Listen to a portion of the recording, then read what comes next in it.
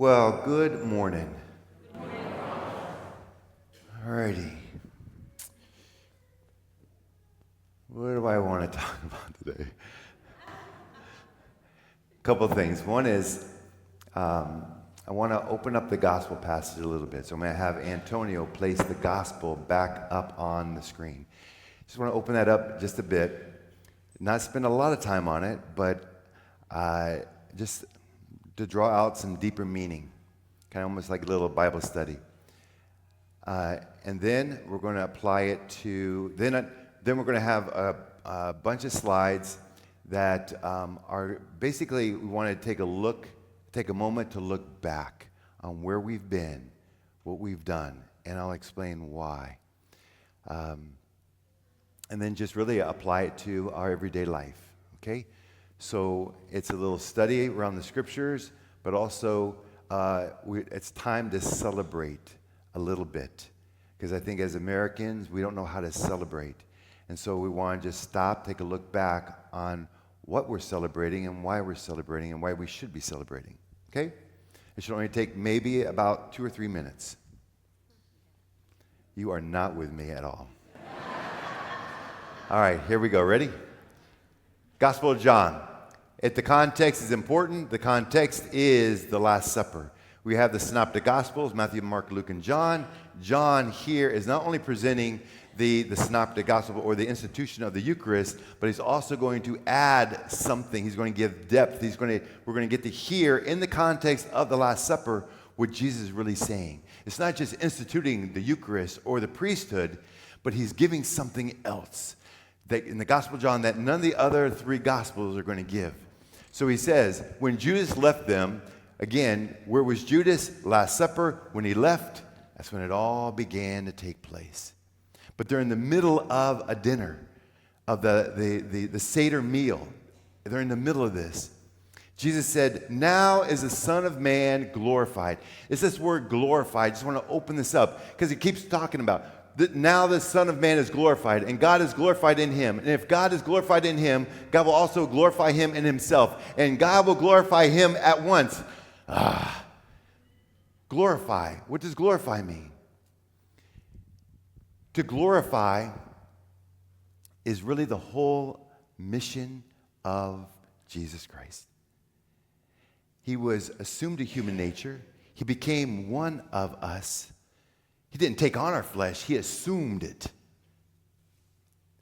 It was more than just assuming, but it is the glorification is now he's saying, now your glorification, Father, will take place through me.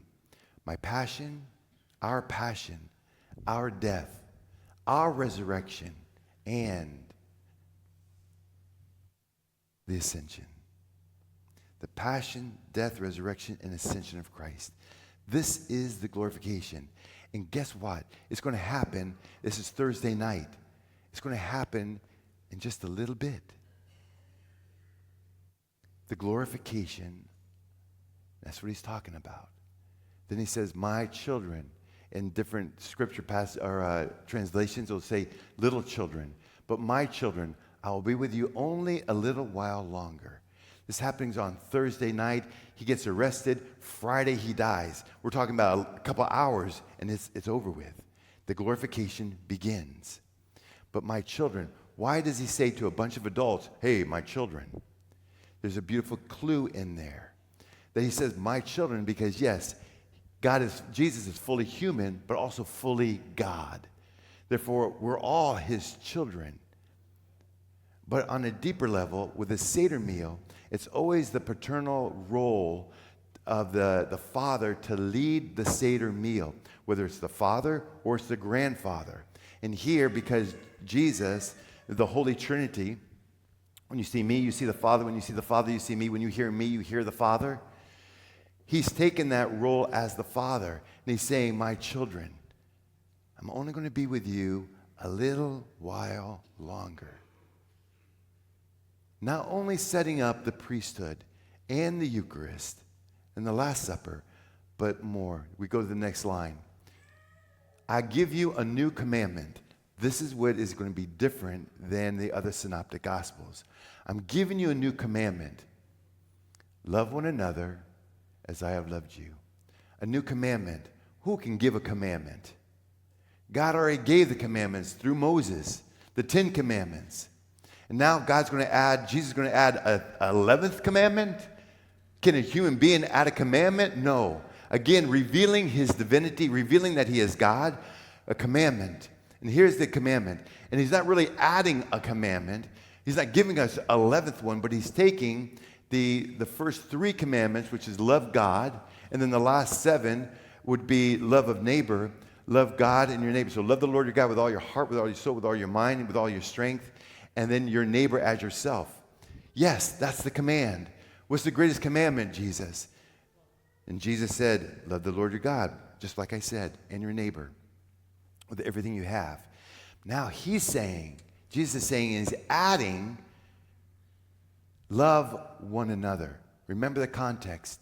It's the Last Supper. Love one another as I have loved you.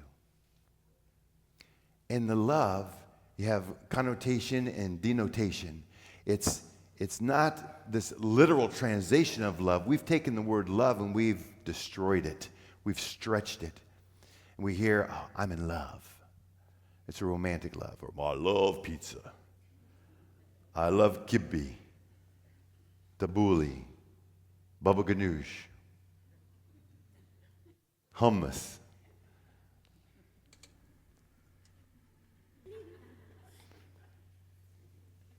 I do. But I can't really love the food, and you can't love the food. We can love pizza, chocolate, whatever it might be. But it's a different love. What Jesus is talking about is not a romantic love. It has emotions and feelings. He's talking about love, an agape love, which is a sacrificial love. It's a sacrificial love. That's what he's saying. Love one another as I have loved you.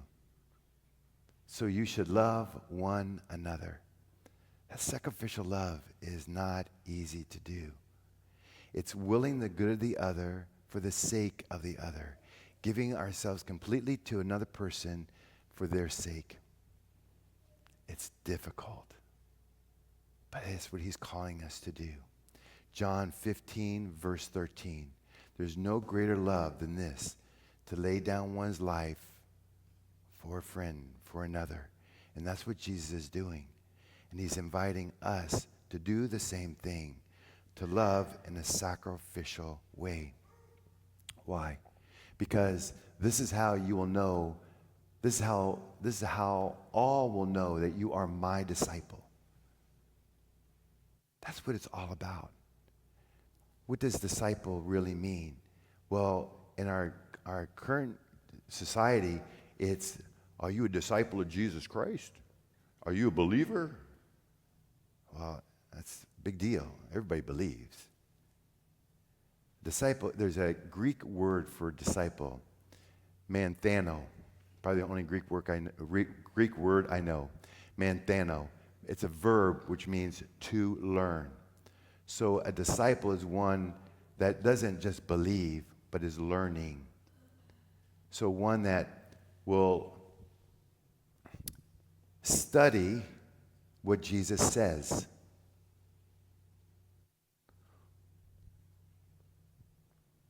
Will learn what he teaches.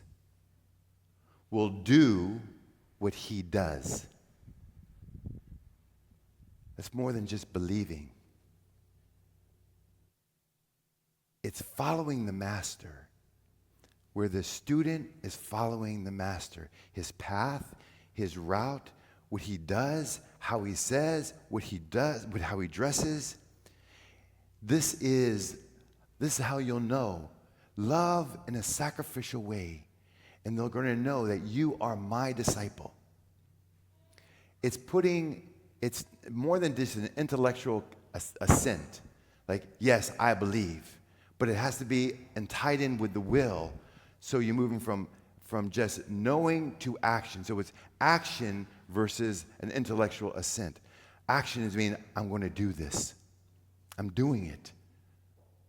That means you're my disciple. You're going to love the way I love. You're my disciple. The intellectual consent, the angelic beings know. Satan, the demons, do they know Jesus? Yes, they do. They know the truth? Yes. As a believer, I can say, yes, I know God, but I can still deny him. I can still betray him. I can disobey him.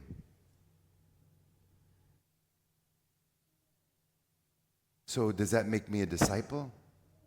How did it start out? Judas left that evening. Even the demons know, but the intellect, the action to follow, they're not. So they're not Jesus' disciples. And therefore, what we're called to do as Catholic Christians, is to do more than just believe or show up or check off the box. It's putting it into action. And you don't have to be perfect to do it. Make a bunch of mistakes, but at least do it. That's the encouragement. To really love another person is to bring that person to salvation. At least introduce them to Christ. That's real love. And as Christians, the mission of the church is to evangelize. That's the mission. And who are the ones that evangelize? You go back to the Acts, and it's the apostles. It's Paul, it's Peter, it's Barnabas. And you know the difficulties they had. And so they're encouraging all the different towns, all the different churches they went to that was explained in the first gospel, in the first reading from Acts. They were encouraging and strengthening the followers. That's what we're doing here today. Does this make sense? Thank you for listening. I want to move to a few slides that I think we can tie in with this background. I think I might be able to draw out some real live examples. And I'm seeing 2 young girls here. I'm so glad you guys are here and not doing stuff on your phone, but paying attention to that. So I appreciate that so much. And for all the young people that are here, thank you. And if you're crying, let them cry. Here we go. What are we doing? Taking a moment to look back. This is important. Next slide. We did 2 phases of the capital campaign. Took quite a while, 3 years, 4 years to do this. And it wasn't just me. I had a whole committee. So you had the stewardship committee and the buildings and grounds committee, and it's important. That's why you're here. It's not one person. It's an evangelization team. Next slide. You can read this. I don't need to read it to you, but it's a matter of an encounter. When you walk into the church, it's not a multi-purpose building, is it? No. Not at all. So you're seeing and you're reminding that God, there's 3 persons, one God. You're reminded of the birth of the church at Pentecost. You're reminded that Jesus is not only human, but divine, and that he fulfills the Old Testament and the New Testament. You're reminded when you look at the stained glass window, you have St. Joseph. For all us men, how important that is to stay in line with God's commands, to be a leader in the family, to protect our wives, and to lead our children. He was sleeping, but how God speaks to us all in different ways, even in dreams. We're reminded of the Queen, Mary. And when you walk into the church, you're immediately greeted at the Annunciation where we say, yes, Lord, not my will, but you can do with me what you will. And then when you walk in, you take a look, and you see the visitation, and you see Mary, or Martha with her arms wide open just to receive Mary. And both are carrying Jesus and John the Baptist, and this joy, reminding us when we walk into this place, we have an encounter with Christ. But oftentimes we walk in and our heads are just filled with noise and to-dos. And we walk and we say, Father, how long are you going to go today? Which is okay. But we're trying to get an encounter. place of encounter. That's all. This was the whole purpose. So you can experience in some way, in a little way or a big way. We put the choir in the back so the music can come up on you and accompany you in your prayers. And our focal point is not someone singing, it's not someone dancing, it's someone that's giving a sacrificial love to remind us to be learners, disciples, not just believers. Next slide. And then how did we reach our goal? My gosh. We had neighborhood receptions, but went to people's homes. We took time to say, here's what's happening. Families have been here for over 120 years almost. People are hurt. People felt disconnected. So it's taking time to what? To be a disciple. To be what? To evangelize. To remind people, come on back, no matter how long you've been away. This is what we're doing at St. A's. Remember, Francis says, smell like the sheep. Well, the shepherd went out to the sheep. And hopefully the sheep are coming back. But I can't promise that. I probably failed in a number of different ways. But at least I introduced and extended the olive branch. Or, hey, here's what's going on. Next slide. Fruits of the labor. Next slide. The growth in the parish. Biggest thing here to recognize is that there's been a 15% increase of parishioners, right? But when you look at the pie, it's evenly distributed. It's just not the youth. It's just not the older, 80 or and up. Across the board, it's even. It's a balanced parish. But what I like most is the last dot, 50% of our parish families have been here more than 5 years.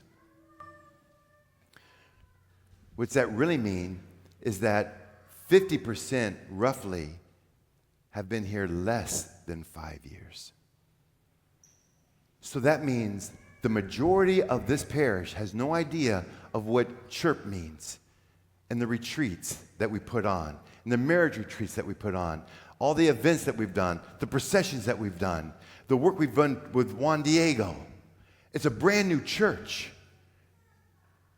And if you want to look at it from another side of the coin, it could also mean how many of our families have gone to St. Anastasia and did not build a relationship with the church or a relationship with Jesus Christ, but they attended Mass because it was a check off the box, because my boy or my girl is singing in the choir, or is an altar server, or they're having Mass on the weekday. I'm going to go on the weekday, but not on Sunday because I'm doing other things. I'm not being negative. But this is the reality. So where is the learner? Where's the disciple? Where's the evangelizing? Where's the sacrificial love? And we say, I'm a disciple of Christ. This place should be standing room only. And I'm grateful for your presence here. But it's just not me. You will be standing before the judge just like myself on what we have done or have not done, what we know, what we don't know. Powerful. I, as a shepherd, need you to help me reach out to those neighbors. And you're going to get a slap in the face. You're going to get a look that says you're off your rocker. You're stupid, or whatever it's going to be. Welcome to my world. And guess what he did? He still does it. Next slide. Sacraments. Basically, the left side, the highlighted side, is the number of the percentage of increases from 23-24 to 24-25. It's a beautiful increase. But let me give you the reality. 32 years ago, when I was a deacon at the cathedral, I was doing 10 baptisms a week. Baptisms. We had 44. I was doing 10 a week. In 1 month, I had 44. So in a way, we're doing great, because last year when we had 27. This is a wake-up call. Are we disciples? Are we going out and are we evangelizing? Or are we just kind of hanging out? And you can see the rest. I mean, yeah. Next slide. The fruits of the ministry. A lot to look at here. One thing would be look at the number of families. Usually they say 10% of the families are involved in a church. You ever hear that saying? Only 10%. We've got 50%. 543 families involved in ministries. And then to put on a liturgy like this, it takes 330 members. And I'm still short EMs and lectors. I would love to have master of ceremonies working with the kids for the altar serving. There's room for you in the house. And here's one of my little rules, and you're going to hate this one, but I'm going to tell it to you anyways. Some people in the ministries want to do 2, 3, 4 different ministries. When I have over 3,000 members in a church, I want one person to do 4 or 5 different ministries. Am I crazy? Why? Something's not right. Next slide. And go back to that slide real quick. You see in the section that supported over 10 charities, over $250,000 have given to 10 different charities. You have. Thank you. Thank you. Thank you. And then Respect Life, we've helped overturn Amendment 4. And then there's 42 homebound and more. People are getting older and older to help go out. Just the fruits, right? You still with me? Please be. Next slide. We're almost done. Cultural shift, the 3 B's. Belong, believe, become. And that's what this 3 B's are all about. How do we belong to a community? It's more than just belonging and feel like I'm connected to this community. We can't do that unless we feel and know that we belong to Christ, that we are disciples of Christ. And the whole idea of the 3 B's is how do we become a true disciple of Christ? Remember, it's not linear, it's cyclical. So belonging is about this trust, this intimacy, learning about God, wanting to know more about Him. Then we want to begin to study and learn. And then that increases our trust with Him. And then we get to the point where I want to do what He's doing. And that's becoming this disciple of Christ, this learner. But many times we can backslide and we get comfortable and we are no longer acting. We just intellectually say, yeah, I believe.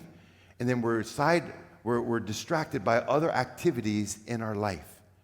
The families that maybe have stopped coming but are still in the area, they love God. They love this church. But there hasn't been any mentors. Well, put on a retreat, and here's the negative side of a retreat. We get you in a retreat, we get you high, we get you excited, and guess what? Your gas is going to run out. Who's walking with you? Who's encouraging you? You walked in, no one even said hi to you. You had to beg to get into the pew. Is that our parish? No. But we just sleepwalk.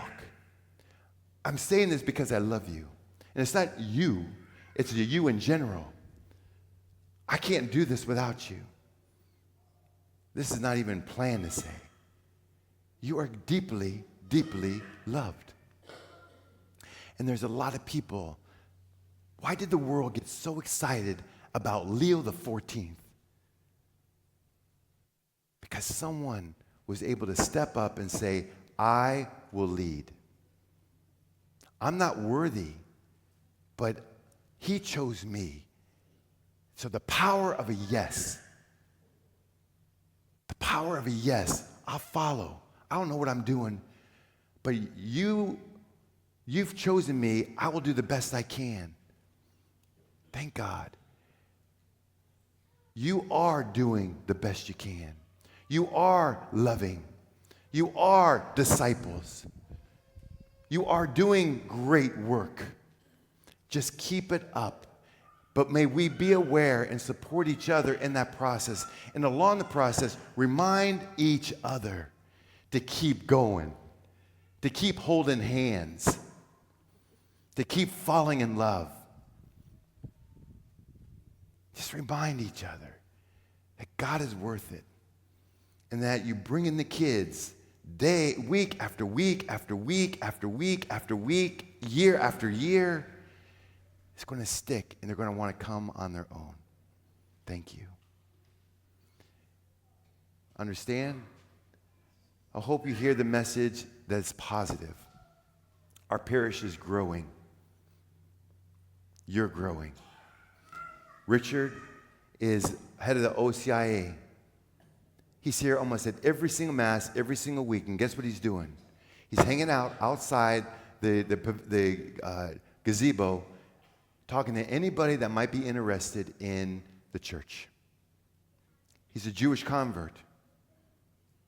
He is the son of the king that said yes. Amazing. And as Gentiles, we say yes. You want to see this parish explode? Every one of us say yes. Look out. The bishop will say, well, Father George, I think you're going to need 5 or 6 more priests over there. I love you. That's why I take the time. That's why I'll tease you, because I know you can take it. I want to get your attention, whatever it takes. Encounter the one that loves you. And then become a mantano, a disciple, a learner, a follower of the King. And through him, you will do amazing things.